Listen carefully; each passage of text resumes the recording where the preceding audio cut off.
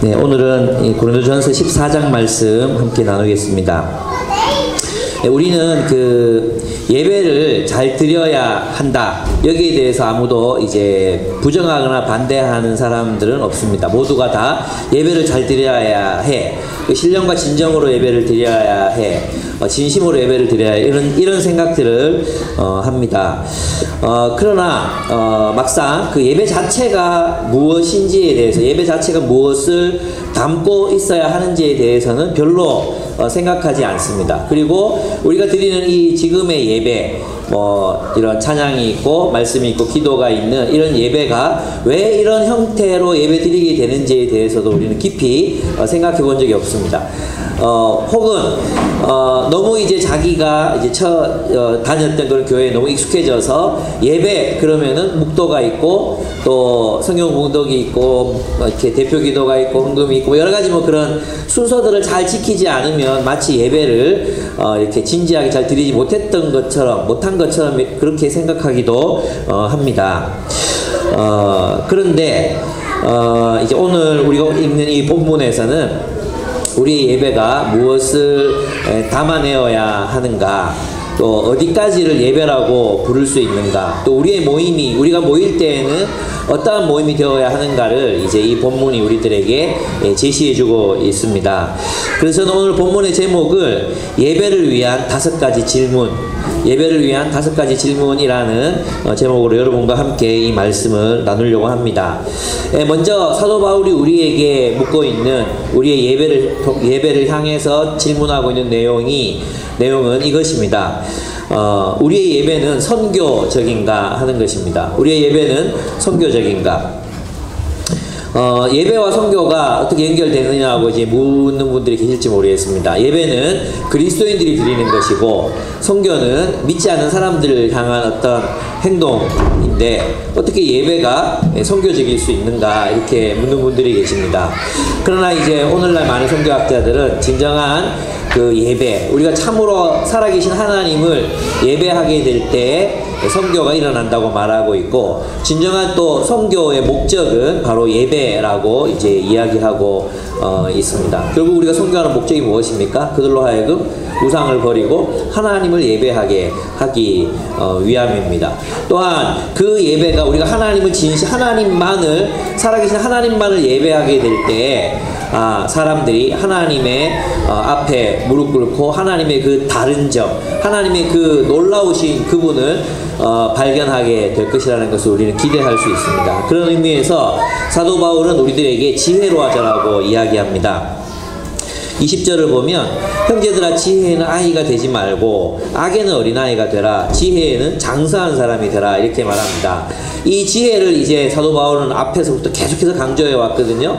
근데 이제는 이 지혜를 너희가 모이는 모임에다가 적용하라는 것입니다. 예배에 적용하라는 것입니다.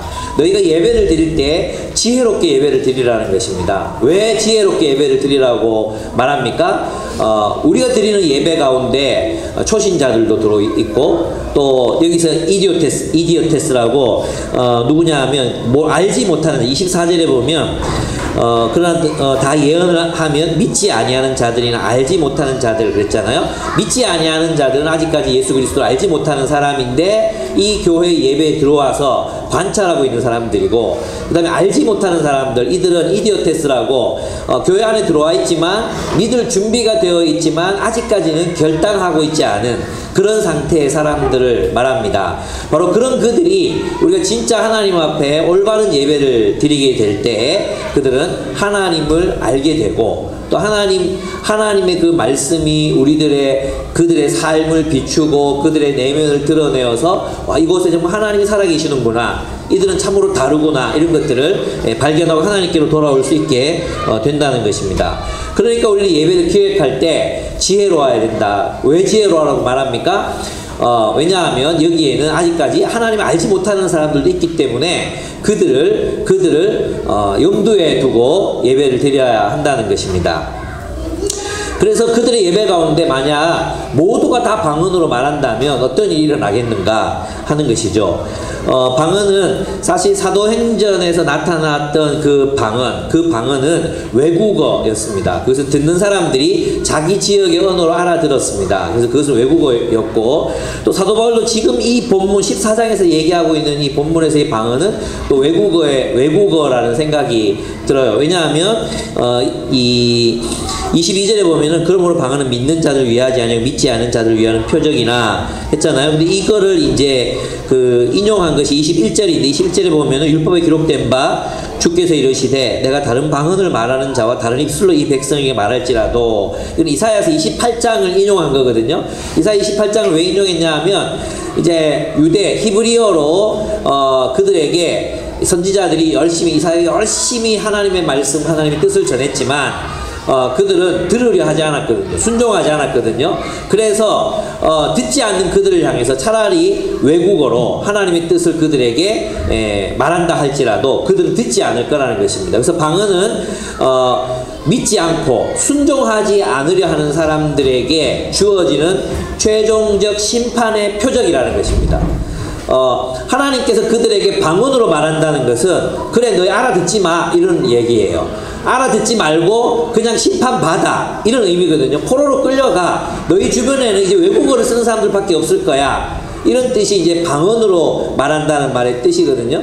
그렇기 때문에 이제 고린도전서에서도 이제 외국어였다고 이제 볼 수 있습니다. 그러나 또 한 가지 알 수 없는 부분은 뭐냐면, 그렇게 되면 이제 이 방언이 어떤 계시적인 그런 모습이 있어야 되잖아요. 근데 바울은 이 방언을 기도의 언어라고 설명하고 있어요. 기도의 언어. 그래서 사람이 언어로 표현할 수 없는 것을 성령의 탄식으로 부르짖는 그것을 이제 방언이라고 설명하고 있거든요. 그래서 그 방언을 통역할 수 있는 사람이 없다면 혼자 하나님 앞에 말하라 그랬어요. 예언은 사람들을 향해서 하는 것이지만 방언은 하나님을 향해서 올리는 기도라는 것입니다. 그래서 예언은 사람들을 변화시킬 수 있어요. 왜냐하면 이것은 소통이 가능하기 때문에 예언은 사람들의 영향을 미치고 그들 안에 있는 그 은밀한 것이 무엇인지를 발견하게 하고, 또 그들의 삶과 그리스도인들의 삶이 어떻게 다른지를 분별하게 합니다. 그래서 예언은 사람들의 영향을 미쳐서 사람들을 변화시키지만 방언은 사람들이 못 알아듣기 때문에 그들을 변화시킬 수 있는 능력이 없다는 것입니다. 그래서 방언은 개인의 유익을 위해서는 하나님 앞에 자신 안에 있는 자기 자신조차도 말로 표현할 수 없는 것을 올려드리는 언어이기 때문에 하나님 앞에서 그것은 유익한 것이지만, 공동체의 덕을 세우는 데는 통역하는 사람이 없다면 공동체의 덕을 세우는 데는 별 유익이 없는 그런 은사라고 이제 사도 바울은 이야기하고 있는 것입니다. 그래서 모든 사람들이 다 이제 막 방언으로 막 기도하고 막 이렇게 있으면, 공동체가 그렇게 있으면 사람들이 그들을 보고 어떻게 판단한다는 것입니까? 23절에 보면 그러므로 온 교회가 함께 모여 다 방언으로 말하면 알지 못하는 자들이나 믿지 않은 자들이 들어와서 너희를 어떻게 한다고요? 미쳤다 하지 않겠느냐 이렇게 말합니다. 미쳤구나 이렇게 말한다는 겁니다. 근데 이 미쳤다는 표현은 이런 표현이 아니에요. 이제 왜 옛날에 뭐 여기 뭐 꽃 막 비 오는 날 돌아다니고 막 이럴 때는 있었잖아요. 그렇게 미쳤다 이런 표현이 아니에요. 정신이 나갔다 혹은 뭐 약간 돌았다 이런 뜻이 아니에요. 여기서 말하는 미쳤다는 어떤 표현이냐면, 이제 디오니소스나 그 당시 이교도들의 신전에서 그들이 막 제의를 하잖아요. 그 제의의 과정에서 제일 마지막이 이제 무차별적 무질서로 들어가는 과정이거든요. 그 무차별적 무질서로 들어가면 사람들이 이성을 놓아버려요. 이성을 놓아버리고 완전 정신 나간 상태가 되는 거예요. 무슨 말인지 아시겠죠? 그래서 그 무질서적 무차별 그 상태로 들어가는 걸 미쳤다라는 단어를 썼어요. 한국에는 이 말이 정확한 말이 없어요. 근데 그 당시에 이교도의 신전에서 어떻게 정신 나간 거 있잖아요. 그 정신 나간 상태, 그 상태를 미쳤다 하는 거거든요. 그러니까 어떤 거냐 하면 불신자들이나 좀 복음을 알고 싶은 사람들이 교회에 들어와서 봤는데 사람들이 막 알 수 없는 언어, 이 방언으로 말하는 이런 일들은 이교도의 신전에서도 일어나고 있는 일들이었거든요. 그들이 무아지경으로 들어가면 사람들이 알아들을 수 없는 말을 막 했단 말이에요. 예. 그러면 교회에서도 이런 일이 일어나면 그들은 무엇을 교회에서 발견하게 됩니까? 세상을 발견하는 거죠. 그러니까 이교도의 신전에서 일어나는 일이나 교회에서 일어나는 일이 별로 다르지 않네. 그러니까 내가 뭐 여기 굳이 올 필요 없는데 아폴로한테 제사 드릴래, 이렇게 되는 거예요. 그래서 그들이 와서 누가 이디오테스, 지금 추구자들, 아직 결정하지 않았지만 복음에 대해 긍정적인 마음으로 열려있는 사람들과 또 누군가의 초대를 받고 이제 복음을 알아가려고 하는 사람들이 보고 뭐 우리가 믿는 거랑 똑같네요 하고 다시 세상으로 돌아갈, 우상숭배로 돌아갈 위험이 그들에게 있었다는 것입니다. 그래서 미쳤다 하지 않겠느냐. 그러니까 너희는 방언을, 통역자가 없다면 교회의 예배 가운데 방언하기를 그치라. 대신에 무엇을 하기를 소망하라고 합니까? 예언하기를 소망하라, 이렇게 말합니다. 예언하기를 소망하라. 예언은 우리가 앞에서도 밝혔지만 예언은 특별하게 어떤 은사를 받은 사람들, 예언 은사를 받은 사람들을 얘기하는 것이 아닙니다. 왜냐하면 19절에 보면은 깨달은 마음으로 5마디 말을 하는 것, 이게 예언에 속하는 거거든요. 깨달은 마음으로 5마디 말을 공동체와 공동체 각 개인에게 하는 것. 그 다음에 뒷부분에 가보면은 각 사람에게 나는 너희 모든 사람이 다 예언하기를 원한다, 이렇게 얘기했잖아요. 그리고 뒷부분에 가면 어떻게 되어 있습니까? 31절을 보면은 너희는 다 모든 사람으로 배우게 하고 모든 사람을 권면을 받게 하기 위하여 모든 사람이 하나씩 예언할 수 있느니라, 이렇게 얘기했어요. 바울이 지금 꿈꾸는 공동체는 모든 사람이 하나님의 뜻을 선포할 수 있는 공동체를 원하고 있어요. 그래서 지금 우리가 오순절, 그러니까 이제 19세기 말부터 새롭게 시작된 오순절 운동, 그 오순절 운동이 예언이라고 얘기했던 것과 초대교회가 예언이라고 얘기했던 것은 다를 수 있어요. 초대교회가 예언이라고 얘기했던 것은 하나님의 마음, 하나님의 뜻을 깨닫고 이 공동체를 향해서 내가 뭔가 이야기를 들려줘야 되겠다, 내가 깨달은 것을 나누어야 되겠다고 생각하고 자신의 의지, 자신의 생각 가운데 말하는 것을 예언이라고 했던 것입니다. 그래서 이 예언은 사도들에게 주어진 계시와 달리 오류 가능성이 있었어요. 그래서 뭘 하라고 그러는 거예요? 분별하라고 그러는 거예요. 분별하라고. 그것이 하나님의 말씀이 아닐 수 있거든요. 그래서 여러분, 때로는 예언적인 꿈을 꾸고 예언적인 깨달음이 오고 예언적인 어떤 이제 내가 나누고 싶은 얘기들이 생기잖아요. 하나님이 당신에게 혹은 우리 공동체에 이렇게 말씀하시는 것 같아 하잖아요. 근데 그것은 반드시 무슨 과정을 거쳐야 돼요? 분별해야 돼요. 우리는 있잖아요. 하나님이 보여주셨어요. 하나님 말씀하셨어요. 그렇게 딱 말하면 그 다음에 하나님 말씀하셨다는데 내가 뭐라고 말하지? 더 이상 말을 할 수 없거든요. 근데 그것이 사도들의 말이 아닌 이상 우리는 그걸 분별해야 돼요. 누가 말했든지 간에 그것을 분별해야 됩니다. 특별히 오늘날과 같이 이런 이렇게 이 거짓 선지자들이 판을 치잖아요. 거짓 선지자들이 판을 치는 세상이에요. 주로 어디에 있습니까? 태극기 흔드는 데 많이 있어요. 그런 거짓 선지자들. 우리 그런 거짓 선지자들, 그 예언들, 그 하나님의 이름으로 선포되는 그 선포를 분별해야 돼요. 하나님 뜻이 아닐 수 있거든요. 근데 그것을 제가 민망해서 말도 하기 어려운 지경으로 그렇게 말하는데 그런 것도 분별해야 한다는 것입니다.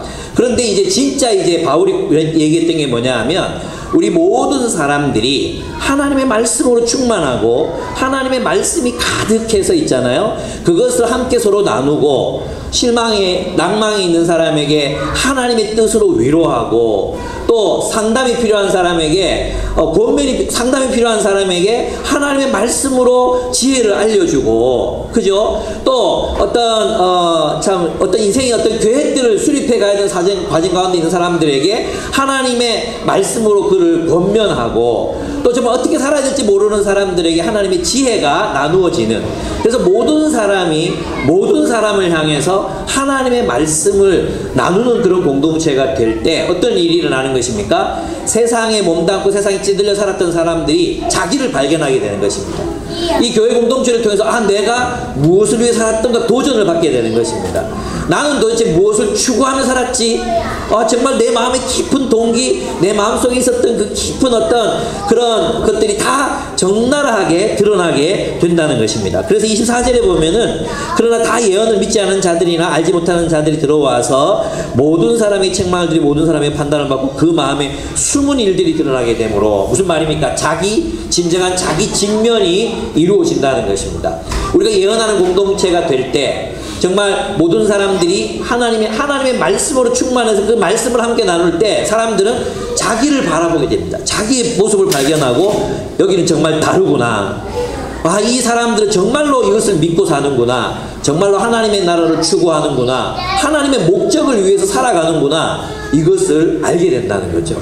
그리고 자신을 돌아보고 하나님을 경배하게 되지 않겠느냐라고 이야기하는 것입니다. 그러니까 그런 면에서 보면은 진정한 의미에서의 선교는 어디에서 일어난다고 볼 수 있습니까? 우리의 예배를 통해 일어날 수 있다는 것이죠.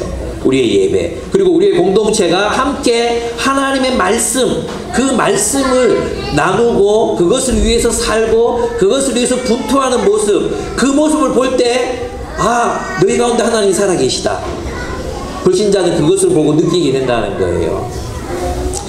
이해가 되시죠? 이것이 얼마나 중요한 일인지 모릅니다. 근데 오늘날 우리 한국교회는 그런 의미에서 과연 우리들이 드리는 예배나 우리가 함께 모이는 그 모임이 선교적인가, 얼마나 지혜롭게 하나님의 그 영광을 드러내고 있는가 할 때 정말 부끄러운 점이 너무너무 많습니다. 정말 이제는 거짓 선지자들이라고 불러도 좋겠다는 생각이 들 정도로 너무나 권력 친화적이고 분별력이 없고 성도들을 오류에 빠뜨리게 하고 가짜 뉴스를 퍼뜨리고 과대 선전하고 이런 일들이 일어나고 있습니다. 그들은 거짓 선지자들입니다.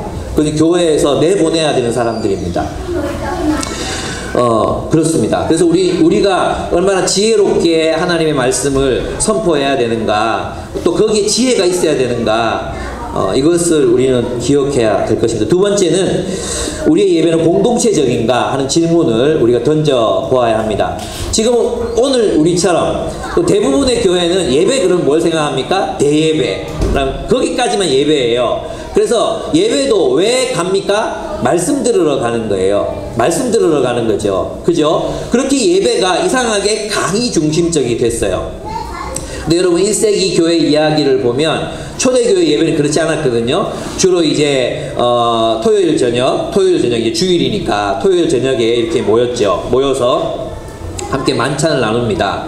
사람들이 한 명씩 오기 시작하면 거기에 이제 호스트가 이제 뭐 주로 브리스길라나 뭐 베베나 아폴로나 이런 사람들이 이제 호스트가 되겠죠. 자기 집에서 모이는 사람들이 식사를 대접합니다. 그 식사를 대접할 때 이제 사람들이 와서 자리에 앉습니다. 그러나 이교도들의 문화에서는 호스트와 가까이 앉는 사람들은 완전히 부자거나 영향력 있는 사람이거나 그런 사람들이었지만 이 공동체에서는 이제 그 룰이, 세상적 룰이 깨집니다. 노예들도 주인과 함께 겸상을 하고 어린아이들, 여성들 함께 식사하는 그런 식탁 교제가 이루어졌어요.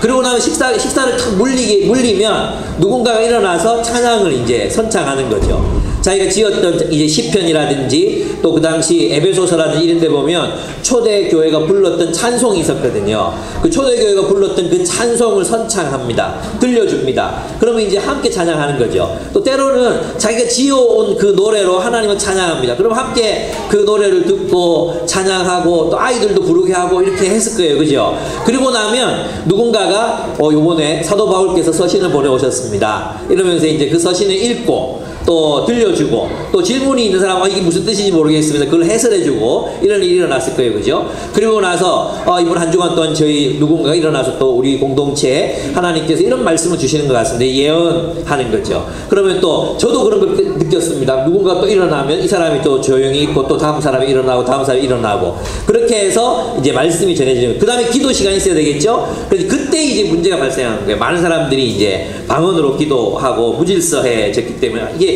고린도 교회가 여기서 막 예언하고 있어, 저기서 방언하고 막 여기서 질문하고 막 난장판인 거예요. 난장판. 그래서 이제 바울이 그러한 모습에서 이제 교회의 예배를 이제 되돌려 놓으려고 합니다. 근데 한 가지 중요한 건 뭐냐 하면 초대교회 예배는 그런 의미에서 너희가 모일 때 각각 뭐가 있다 그랬어요.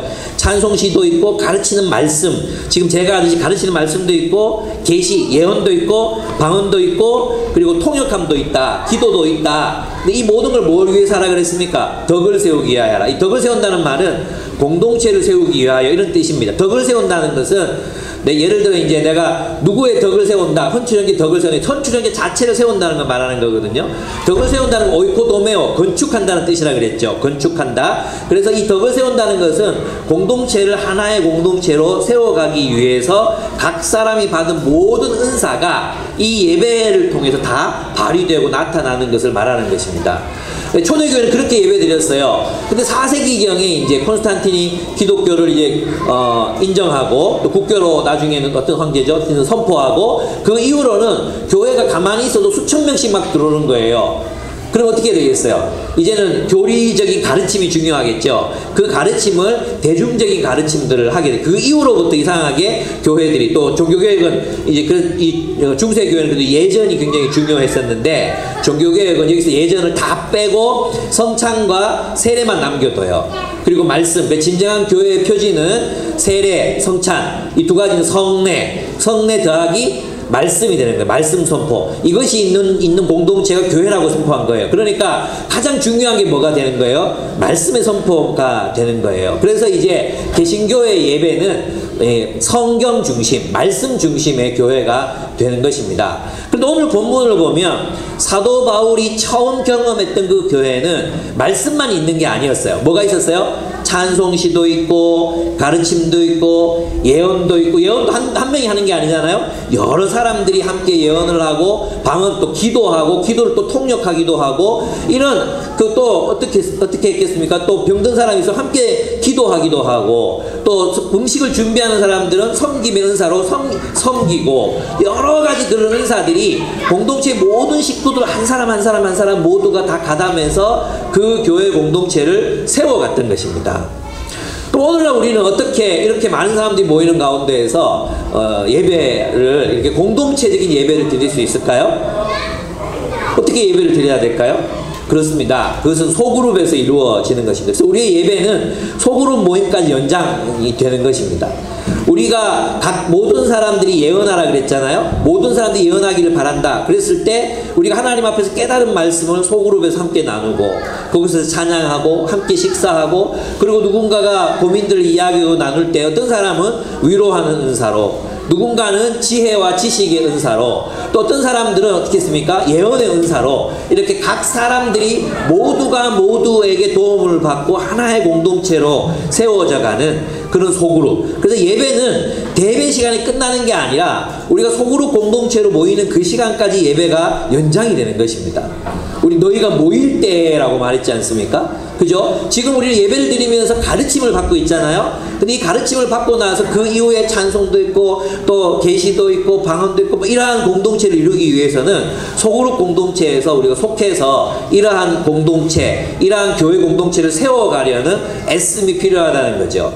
그래서 예배는 단독자로 하나님 앞에 드리는 게 아니에요. 초대교회가 생각했던 그 예배는 하나님 나라가 그 예배 공동체를 통해서 실현되는 거였거든요. 마치 천국이 그 1세기 교회 예배 이야기 보면 나오잖아요. 그 어떤 얘기가 나옵니까? 마치 그들은 이 땅에서 천국을 살고 있는 것처럼 예배를 드렸습니다라는 구절이 나오거든요. 이 땅에서 천국을 살고 있는 것처럼 예배 드렸습니다. 그러니까 우리의 예배는 무엇을 반향해야 하는 것입니까? 천국, 하나님의 나라를 이렇게 가시적으로 보여주는 공동체적 삶이 되어야 한다는 것입니다. 그래서 예배를 단순히 이렇게 일렬로 다 앞만 바라보고 그냥 1대1로 목사가 하는 말을 듣고 개인적으로 가서 잘 살고 하는 것이 예배가 아니라 둥글게 앉아서 그곳에서 모든 사람들이 각자의 은사로 서로의 삶을 세워주고 그 소그룹 공동체, 그 공동체를 하나의 공동체로 세워가는 그것을 바울은 예배라고 부르고 있는 것입니다. 그래서 우리는 이 예배의 공동체적 차원을 회복해야 합니다. 우리 교회는 그래도 이제 소그룹 하지 않는 사람이 거의 없잖아요. 거의 없이 모든 사람이 소그룹에 참여하고 있는데 이것이 없이 그냥 와서 그냥 또 이것은 예배 있잖아요. 예배 하나님 앞에 홀로 예배 드리고 또 축도할 때는 또 바람처럼 사라지고 이런 어떤 이것을 예배 드렸다고 말하기에는 너무 곤란한 거죠. 바울이 생각했던 그 예배하고는 너무나 다른 강의식 기독교, 여기서 우리 탈피해서 공동체적 예배를 발견해야 합니다. 그리고 그 공동체적 예배를 우리들의 삶 속에서 실현해 가야 한다는 것입니다. 그 다음에 세 번째, 바울이 우리에게 또 질문하는 것은 우리의 예배는 예언적인가 하는 것입니다. 두 가지 가능성이 있었습니다. 바울은 하나는 방언이 있었잖아요. 당시에 신비로운 일들이 굉장히 많이 일어났어요. 병 고치는 일도 일어나고 또 여러 가지 일들이 일어났거든요. 근데 이 일과 또 예언이 있습니다. 예언이 있습니다. 그러면 우리가 이제 여기서 이제 유혹을 받을 수 있어요. 어느 쪽으로 가고 싶은가? 방언을 추구하는 기독교가 나올 수도 있었거든요. 그죠? 방언을 추구하는 기독교가 나올 수 있었어요. 이것은 뭐예요? 오늘날 이제 오순절 교회들이 주로 많이 하는 형태잖아요. 방언하지 못하면 구원받지 못한 사람이다까지 얘기하잖아요. 그렇게 얘기해서 방언 중심의 교회를 할 수도 있었지만, 오늘 본문을 보면 바울은 어디로 가라고 말하고 있습니까? 방언보다는 차라리 통역하는 자가 없으면 방언 안 해도 괜찮아. 통역하는 사람 없으면 방언 안 해도 돼. 그리고 혼자 하면 돼, 그거. 그런데 뭐 빠뜨리지 말라는 거예요? 모든 사람이 모든 사람에게 예언할 수 있는 예언적 공동체가 되라는 것입니다. 그런 예언적 공동체, 하나님의 말씀이 기반이 되고 말씀이 나누어지고 말씀으로 형성되는 공동체를 이루어가라. 그러면 얼마나 좋겠느냐 하는 것입니다. 여러분, 그렇게 안 되면 사람들이 교회에 와서 실망하고 돌아가는 이유가 뭡니까? 사람들이 교회에 와서 실망하는 이유가 뭡니까? 뭐 우리 개모임이라 야 교회 와서 이런 얘기 듣고 뭐 이런 얘기 할 것 같으면 테드 강의 듣는 게 낫겠다, 그런 생각 들지 않습니까? 똑같지 않습니까? 오히려 더 유익한 게 많지 않습니까? 테드 더 유익한 게 많지 않습니까? 테드 잘 모르십니까? 세바시 이런 게 더 유익할 때가 많지 않습니까? 또는 뭐 막걸리 먹으면서 한잔 하면서 야 너 잘 살았나? 너 잘 살았다, 뭐 힘든 건 없고 좀 마누라가 속을 좀 새기네, 뭐 이렇게 막걸리 하면서 한잔하면서 나누는 이야기가 더 진실한 것 같지 않습니까? 또 우리는 무엇과 달라야 합니까? 어떻게 달라야 합니까? 사도 바울은 거기에서 우리가 예언적 공동체가 되라는 것입니다. 하나님의 말씀이 중심이 된 다른 거룩한 공동체를 이루라는 것입니다. 그럴 때 사람들은 이 공동체에서 다름을 느끼게 되는 거죠. 여러분, 그 왜 누굽니까? 사울이 다윗 잡으라고, 다윗이 그때 몸을 피해가지고 사무엘의 그 선지자 학교, 선지자들의 공동체 속에 숨어 있었잖아요. 그래서 사울이 군인들을 보냅니다. 갔더니, 하나 보냈더니, 거기서 전부 들러가지고 뭐 하고 있었습니까? 예언하고 있었어요, 예언. 그 예언자들의 그 예언의 영에 사로잡혀가지고 예언하고 있었거든요. 하루 기다려도 안 와. 둘째 놈 보냅니다, 사울이. 둘째 놈 보내는데 걔도 안 와. 자기가 직접 가잖아요. 직접 가서 자기도 거기서 예언하고 있었거든요. 바로 이거죠. 그러니까 우리가 그런 의미에서 정말 우리가 세상과 다른 공동체, 다른 어떤 그 다름을 우리가 어떻게 우리의 거룩성을 어떻게 보여줄 수 있는가? 결국 우리의 나눔을 통해서 보여줄 수 있다는 것입니다. 예언적인 나눔, 말씀의 나눔. 그래서 여러분, 우리의 나눔은 철저하게 말씀에 기반하고 그 말씀으로 함께 나누고, 그래서 누구라도 와서 봤을 때 와, 정말 이 사람들은 우리와 다른 길을 걷고 있구나. 이 길에 대해서 그래서 호기심이 생길 거 아니에요. 그래서 오늘날 우리들의 모임과 만남, 우리 한국교회 모임과 만남들이 과연 세상에 호기심을 주는가? 제가 볼 때는 우리가 광화문에서 드리는 예배나 뭐 태극기 예배나 또는 왜 식당에서 줄 쫙 서가지고 구역장들이 함께 또 식당에서 예배 드릴 때 있거든요. 이럴 때 드린 민폐 예배나 이런 걸 보면 참 짜증나는 것 같아요. 사람들에게 짜증나게 하는 그런 예배, 그리고 성교의 길을 막는 그런 그런 예배를 우리 한국교회가 드리고 있는 건 아닌가. 정말 다음 세대를 생각하고 정말 하나님의 이름이 높아질 것을 생각하고 기대한다면 그런 식의 예배를 드릴 수 있는가라는 생각이 정말로 들거든요. 오히려 세상보다 더 세상 같고 우익보다 더 극우익에 서 있는 그런 기독교인들, 아멘 막 저주를 퍼붓고 막 그러는데 그것을 아멘하는 이런 일들은 저는 이제는 나는 그분들을 거짓 선지자라고 부르기로 했어요. 예, 그분들은 목사가 아닌 것 같아요. 정말 거짓 선지자다. 하나님의 이름을 빙자해서 자신들의 목적과 계획을 이루려고 하는 거짓 선지자들이다. 싸워야 된다. 이런 생각이 요즘에 정말로 많이 들고 있습니다. 과연 우리 한국교회는 예언적입니까? 그런 의미에서 하나님 말씀을 반영하고 있습니까? 아니면 권력자들의 그런 생각과 권력자들의 이익을 반영하고 있습니까? 참 너무 이게 슬픈 일이라는 생각이 듭니다. 그렇습니다. 우리의 예배는 예언적이어야 합니다. 여러분, 예언을 보면요, 31절 32절 한번 보십시오. 너희는 다 모든 사람으로 배우게 하고 모든 사람으로 권면을 받게 하기 위하여 하나씩 하나씩 예언할 수 있느니라. 이게 바울이 꿈꿨던 교회의 모습이었어요. 그러니까 모든 사람이 모든 사람에게 하나님의 말씀을 대언할 수 있는 거죠. 얼마나 공동체적이고 예언적입니까? 오늘날 우리들의 교회는 하나님의 말씀을 누가 대언한다고 해요? 목사가 대언한다고 그래요. 그게 사제주의예요. 그게 사제주의예요. 그게 이교도들이 했던 거예요. 이교도들이 어떻게 했습니까? 이교도들은 계시받은, 신탁을 받은 어떤 한 사람, 여종, 그래서 무차별 무질서에 막 들어. 왜 있죠? 우리나라도 무당 있잖아요. 무당 막 자꾸 톡 돌아와가지고 막 어린아이 목소리로 막 말하고 신의 목소리로 막 이야기하고 그러잖아요. 그 특별한 사람이 하는 거였거든요. 근데 기독교는 어떻습니까? 기독교는 뭐라고 말하고 있습니까? 그런 특별하게 신접한 사람들이 하나님 말씀을 하는 게 아니라 어떻게 누가 한다고요? 모든 사람들이, 교회 안에 성령 받은 모든 사람들이 하나님의 말씀을 대언할 수 있는 공동체가 교회다. 그게 세상과 다른 거예요. 근데 이제 고린도 교회 안에 있었던 이 사람들은 세상의 영향을 받아서, 그러니까 성령 받은 사람이 방언하는 것을 무엇으로 생각했는 거예요? 신탁 받은 사람이 접신해서 마치 말하는 것처럼 그렇게 생각했다는 거예요. 예, 그것을 바울은 반대하는 것입니다. 교회는 달라야 된다는 것입니다. 그런 의미에서 교회는 어떤 의미에서는 모든 사람들이 하나님 말씀을 대언할 수 있다, 이렇게 이야기할 수 있어야 돼요. 우리 모두는 예언자다. 우리 모두는 다 예언자예요. 그죠? 우리 모두가 다 예언자가 아니라 목사님만 예언자입니다, 이렇게 얘기할 때 우리 이단 되는 거예요. 또 오늘 어디 거꾸로 돼가지고 목사 말이요 하나님 말씀인데 안 듣건 말이야. 그 똑같아요. 성도들의 말도 예언자죠. 하나님의 말씀에 기반해서 예언하는 예언자적인 말씀이라는 걸 우리 왜 생각하지 못합니까? 왜 목사의 말만 예언이라고 생각하십니까? 지금 제가 굉장히 저의 입장을 이렇게 불리하게 만드는 발언을 하고 있습니다.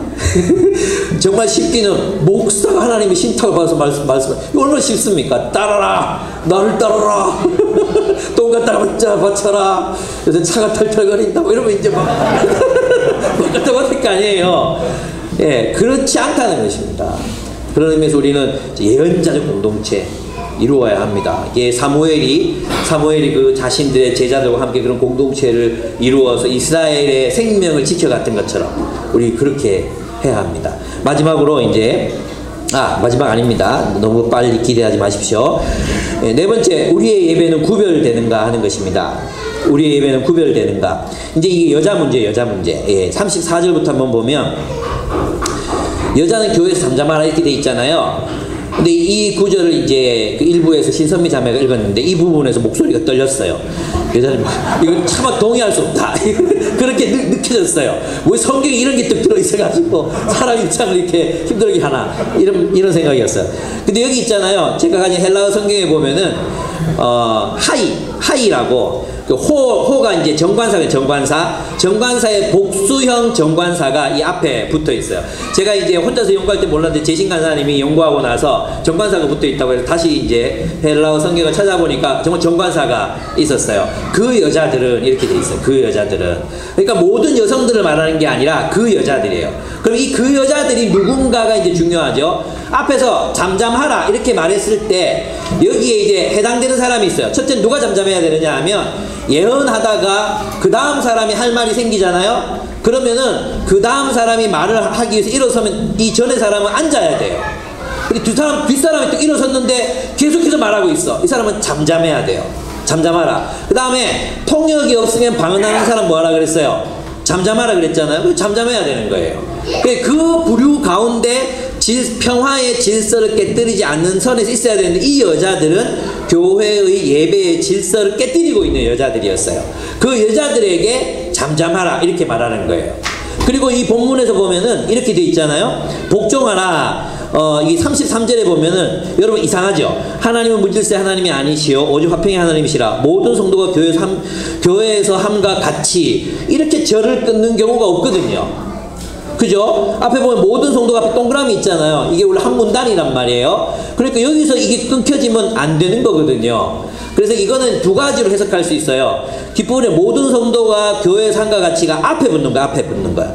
그래서 모든 성도가 교회의 삶과 가치 너희는 평화의 화평의 하나님의 통치를 받아라. 평화의 하나님의 통치를 받아라. 이런 뜻이에요. 질서를 깨뜨리지 말아라. 이게 모든 교회의 모든 성도들이 하고 있는 일이거든요. 그것에 복종하라는 것입니다. 그것에. 그러니까 복종하라 이 말이 남성 지도력에 복종하라, 남편의 지도력에 복종하라 이런 의미가 아니라 모든 교회가 하듯이 평화의 하나님 앞에서 평화의 하나님 안에서 복종하라 그런 의미예요. 그러려면 어떻게 해요? 질서를 깨뜨리면 안 되는 거예요. 근데 그 여자들은 질서를 깨뜨리고 있었어요. 어떤 방식으로 깨뜨리고 있었느냐? 이게 있잖아요. 이 신학자마다 엄청나게 달라요. 그래서 한 5가지 견해가 있어요. 첫째 견해는 뭐냐 하면 그 델피 신전에서 이교도들한테 이제 예배를 드리잖아요. 그러면은 이런 식으로 예배를 드린 거예요. 신탁을 받은 사람이 있어. 이제 해가지고 이제 이렇게 있잖아요. 그러면 앞에 사람이 물어봐. 우리 딸내미 이번에 시집 가는데 그 남자가 괜찮은 남자입니까? 아니야. 뭐 이러면서 있잖아요. 객사할 운명이네. 뭐 이러면서 이제 얘기하고 돈 갖다가 맞춰라. 뭐 이렇게 진행이 되겠죠. 그래서 그 신탁이 예언이 질의응답식으로 돼 있어요. 질의응답. 그러니까 이제 교회 안에서 누군가가 이제 성령 받아서 이렇게 막 예언을 하니까 그래 뭐 우리 안 어떻게 되는겨 뭐 이렇게 막 질문하는 사람들이 생긴 거예요. 그러니까 이 사람들은 아직까지도 이교도의 그 생각과 이교도의 문화를 교회 안으로 끌고 온 거죠. 그죠? 그래서 그거 하지 말라는 거예요. 조용히 해라. 그리고 누구한테 물어라? 집에 가서 남편한테 물어라. 그 앞에서 묻지 말고. 그죠? 이렇게 보는 사람들이 있어요. 뭐 웨드링턴이라든지 그런 사람들이 이렇게 봐요. 두 번째 견해는 어떤 견해가 있냐 하면 예언하는 남편을 곤란하게 하는 질문으로 예배를 흐트러뜨리는 사람도 있었어요. 그러니까 이제 예언을 하기 위해서 남자가 일어서서 하나님께서 뭐 이렇게 막 얘기하고 있잖아요. 그럴 때 이제 아내가 벌떡 일어나가지고 저거 다 거짓말이에요. 저거 다 거짓말이에요. 당신 집에서는 그래 하나. 우리 속으로 받아보면 왜 그런 게 나오잖아요. 그런 나름 막 하잖아요. 남편 욕하고. 예. 그런 거 하지 말라는 말이에요. 여기서 이제 우리 근거를 찾았어요. 리더 모임 때 남편, 뭐 하지 말란 말이에요. 그렇게 하지 말라는 거예요. 근데 그런 사람들이 있었다는 것입니다. 그 다음에 세 번째는 뭐냐 하면 이때 이제 교육받지 못한 여성들이 강의에 집중하지 못하고 잡담하는 경우가 많았어요. 그러니까 이건 있잖아요. 정말 이해가 돼요. 지금도 그렇거든요. 지금도 보면 뒤에 애 하면 끌고 다니면서 또 애를 조용히 시키는 게 아니고 아예 못 듣는다고 생각하고 떠들어. 오늘도 일부 예배에서 저 끝에 앉아가지고 계속 떠들어. 아니 앞에서 지금 이 설교를 하고 있는데 또 떠들어. 이런 상황을 어떻게 해야 되는지 모르겠어요. 이걸 어떤 상황을 생각하면 되느냐? 모자실 분위기를 상상하면 돼요. 모자실 분위기. 너무 시끄럽죠? 그래서 4세기경에 크리스토스톰이 4세기경에 이제 성당에 모였는데 사람들이 하도 떠들어대니까 너무 시끄러워가지고 그 서신에다가 장터에서 예배 드리는 것보다 더 시끄럽게 예배 드리니 아무도 교훈을 받지 못하고 집으로 돌아가는 일이 발생하고 있다. 이거 어떻게 해야 좋으냐? 이거 글로 썼어요. 글로. 그 정도로 떠들었어요. 그러니까 이렇게 떠들면 안 된다. 예, 그리고 조용히 시켜야 된다. 이걸 여러분 기억하셔야 됩니다. 이런 입장들도 있습니다. 이런 입장도 있고 그 다음에 좀 과격한 입장인데요. 이 구절은 삽입된 구절이다. 그러니까 이제 그 초기에는 사실 11장에서는 여자들은 설교할 수 있다. 예언할 수 있다. 그리고 단 두 권을 쓰고 마음껏 리더십을 발휘해라고 했잖아요. 그리고 예수님 제자 중에 요한나는 사도였거든요. 사도가 여제자 중에 사도가 있었어요. 사도 요한나 이렇게 돼 있거든요. 그리고 이제 베베 집사였잖아요. 빌립도 집사였고 베베도 여성이었는데 집사였거든요. 브리스길라는 여성이었는데 아볼로를 가르쳤어요. 변증과 아볼로를 가르칠 정도로 박식한 사람이었어요. 그러니까 여성들의 리더십이 분명히 인정되고 있고 바울도 그들과 함께 동력했거든요. 그런 바울이 여기서 갑자기 여자들은 교회에서 잠잠하라 이렇게 얘기할 수 없다는 것입니다. 어떤 여자들이냐? 그 여자들이라고 봐야 된다는 거예요. 그래서 있잖아요. 이 부분에 이 여성과 관련된 부분이 사실은 초기 사본에는 없는 사본이 많아요. 그리고 40절 이후에 붙어 있거나 애매하게 붙어 있는 사본들이 많이 있어서 이 구절은 아예 빼야 된다. 김세윤 박사 또 리차드 헤이스 뭐 이런 저명한 학자들은 이 구절을 정경 속에 들어있는 것을 좀 반대하는 입장이에요. 근데 들어있었어도 초기에 들어있었을 것 같다 이런 생각이 또 있습니다. 뭐 이런 입장도 있고 마지막 입장은 이런 입장입니다. 이 여자들은 그 여자들이라고 말했기 때문에 이 여자들은 누구냐, 두건을 쓰지 않고 예언을 행했던, 그래서 질서를 어지럽히고 예배를 독점했던, 그죠? 예배를 독점했던 그런 여성들일 것이다. 이게 이제 재신간사님이 저한테 가르쳐 준 건데, 누구 이야기인지 제가 읽었던 10권의 책 속에는 없었어요. 예, 만약 재신간사님 혼자만의 연구 결과물이라면 좀 대단하다고 생각해요. 아무도 그렇게 얘기하는 사람이 없었어요. 근데 이게 맞는 것 같아요. 그 여자들은 머리에 두건을 수건을 쓰지 않고 예언을 했어요. 그래서 뭐라고 말하느냐 하면 뒷부분에 가보면은 이렇게 돼 있거든요. 36절을 보면은 하나님의 말씀이 너희로부터 난 것이냐 또는 너희에게만 임한 것이냐 이렇게 말하잖아요. 마치 자기들만 하나님의 말씀을 독점한 것처럼 혼자서 예배를 막 독점하고 혼자서 이야기하고 이랬던 사람들이 있었다는 거죠. 그래서 예배가 진행이 안 되는 이런 경우가 있었다는 것입니다. 바로 그런 사람들에게 너희는 말하지 마라, 평화의 하나님께 복종하라, 평화의 질서를 따라라, 이렇게 이야기하고 있다는 것입니다. 뭐 어떤 것들을 제가 볼 때는 좀 복합적이지 않았을까라는 생각이 듭니다. 한 가지 특정한 이유가 아니라 앞에서 말했던 이 모든 이유들이 복합적으로 나타났을 것이다. 그런데 근본 원인은 똑같아요. 뭐냐 하면 기독교 예배, 그리스도를 향한, 하나님을 향한 이 예배가 하나님의 뜻에 합당 하나님의 나라를 보여줘야 하는데 그들은 무엇을 가지고 왔어요? 세상에서 그들이 드렸던 예배를 끌고 와서 교회 속에 접목하고 있었다는 것입니다. 그래서 교회의 예배를 타락시키고 있었다. 이 부분에서는 변명의 여지가 없는 것 같습니다. 그래서 우리는 이렇게 물어야 합니다. 우리의 예배는 구별되는가 하는 것입니다. 우리의 예배는 그럼 어떤 면에서 구별되어야 하는가? 그것은 예언으로 구별될 수 있습니다. 우리의 예배가 태도가 어떻게 다른가? 우리의 예배가 세밭이 어떻게 다른가? 그것은 예언이다. 하나님의 말씀을 기반으로 한 예배, 그리고 모든 성도들이 그 말씀에 기반해서 함께 말씀을 나누고 서로를 권면하고 위로하고 상담하고 세우고 일으키고 그렇게 되는 그런 공동체를 이룰 때 우리는 구별되는 공동체가 될 수 있고 구별된 예배를 드릴 수 있다는 것입니다. 그래서 우리의 예배는 저 갓바 위에서 드리는 치성을 드리는, 또는 막 그 조상신들 앞에 모셔다 놓고 막 예배 드리는 이것과 달라야 된다는 것이죠. 그거 어떻게 다릅니까 그러면? 그들은 자신의 욕망을 이루기 위해서 치성 드리거든요. 왜 불교도들이 왜 착하게 사는지 아십니까? 착하게 살아야 그들의 욕망이 이루어지거든요.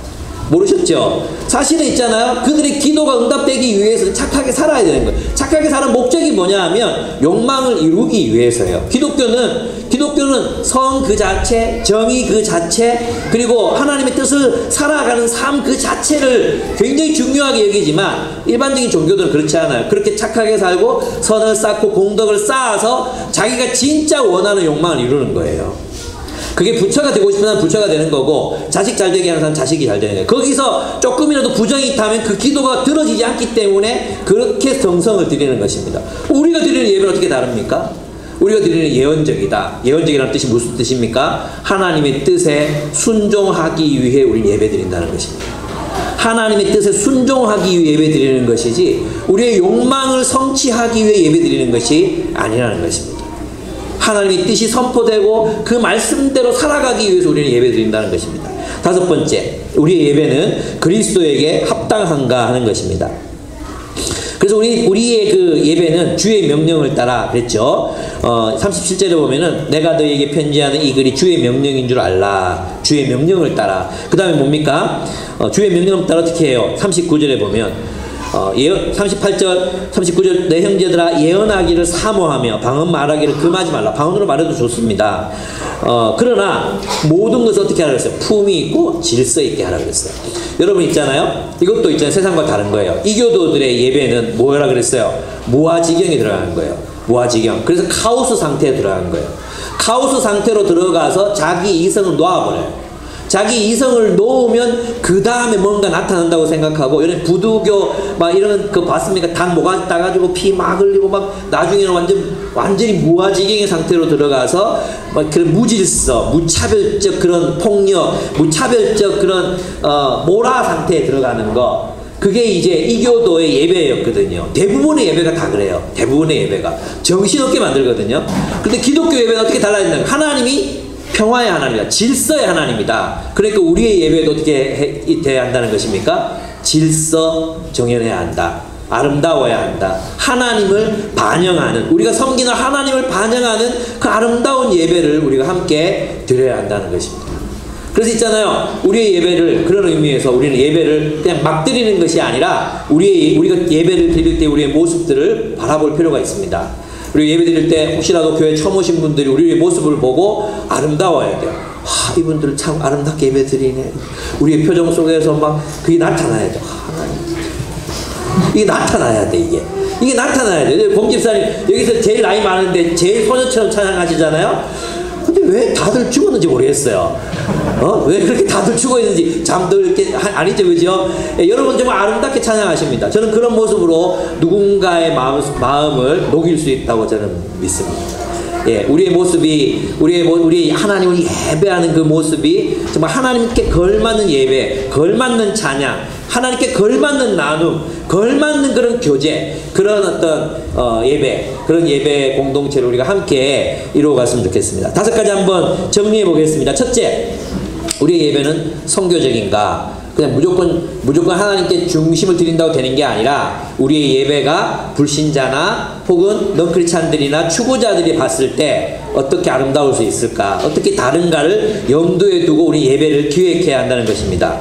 그리고 우리의 예배는 공동체적인가? 그래서 우리 예배는 여기서 끝나는 게 아니라 소그룹 시간까지 같이 가서 함께 모든 사람이 자신의 은사로 공동체를 세울 수 있도록, 우리 예배는 일부 예배, 대예배로 끝나는 게 아닙니다. 함께 공동체적인 예배를 드려야 합니다. 이제 이 예배가 끝나면 우리 함께 공동체적인 예배, 이제 가르침이 끝났어요. 가르침이 끝나고 찬송시, 계시, 또 예언, 방언과 기도, 서로를 위한 권면, 이런 것들이 있는 소그룹 모임을 여러분은 가지셔야 합니다. 세 번째, 우리의 예배는 예언적인가 하는 것입니다. 우리의 예배는 세상에서 나누던 이야기, 그 찌꺼기 갖고 와서 계속해서 뭐 우리의 욕망을 분출하는 그런 교제가 되는가, 말씀이 기반이 된 그런 교제가 되는가를 돌아보아야 합니다. 그 다음 네 번째, 우리의 예배는 구별되고 있는가, 세상이 드리는 탐욕을 이루기 위한 예배와 우리의 예배는 어떻게 다른가. 그리고 5번째, 우리의 예배는 질서정연한가, 아름다운가, 우리는 얼마나 그리스도께 합당한 예배를 올려드리고 있는가, 우리 자신을 한번 돌아보고 우리가 모일 때 하나님의 나라가 현실로 보여졌으면 좋겠습니다. 우리가 모일 때 하나님의 나라가, 우리가 식사를 나누고 교제하고 대화하고 아이를 보살피고 이 모든 우리들의 모임, 이 모임 가운데 하나님 나라의 그 아름다움이 드러나고 보여지는 그런 교회를 우리가 함께 세워갔으면 좋겠습니다. 네, 제가 한번 기도하겠습니다. 하나님,